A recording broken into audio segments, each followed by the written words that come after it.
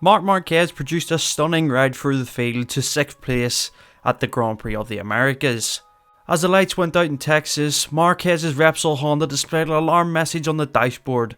He dropped back to the back of the pack at turn 1, and even with his bike displaying this message throughout the whole race, and Marquez admitting that the bike didn't feel 100%, he rode a stunning race, matching the pace of eventual race winner Enea Bastianini. But this isn't the first time that Marc has had to produce a stunning ride through the pack. Let's take a little rewind.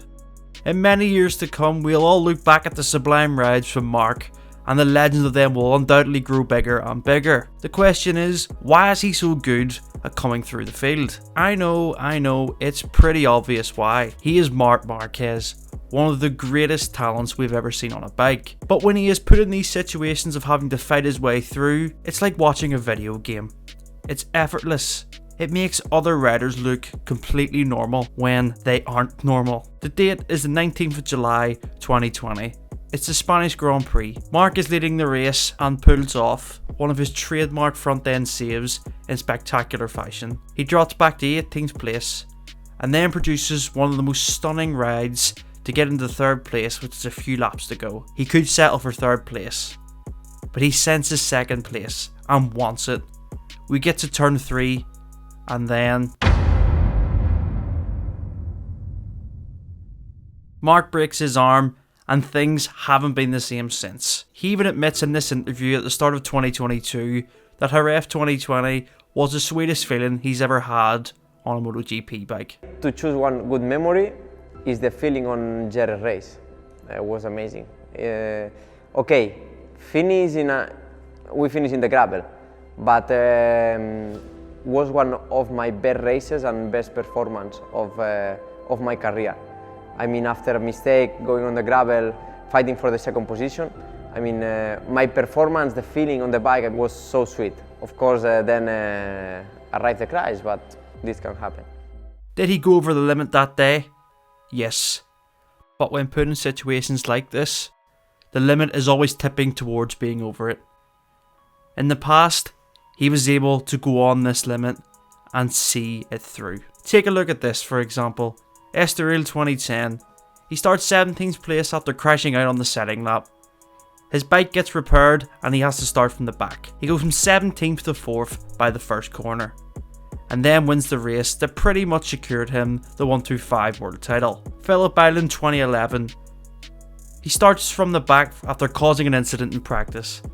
He starts 38th in a huge field of Moto 2 talent. It doesn't matter. He comes through to finish 3rd place. MotoGP 2012.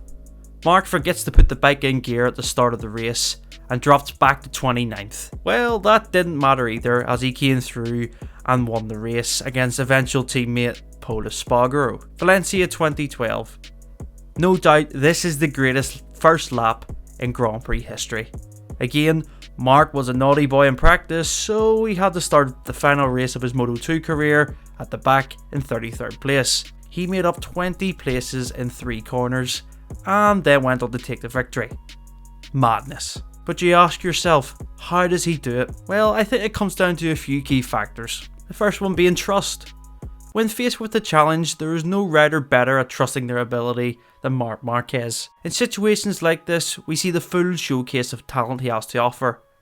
It's like watching an artist who's a little bit crazy, but is so effortless at what he does. With that trust, he is able to push the limits of himself and the bike, which makes it even more impressive when you consider what he is doing it on. The Honda, a bike, let's just say, doesn't like to be told who is boss. Another factor, and a key factor in that, is knowledge.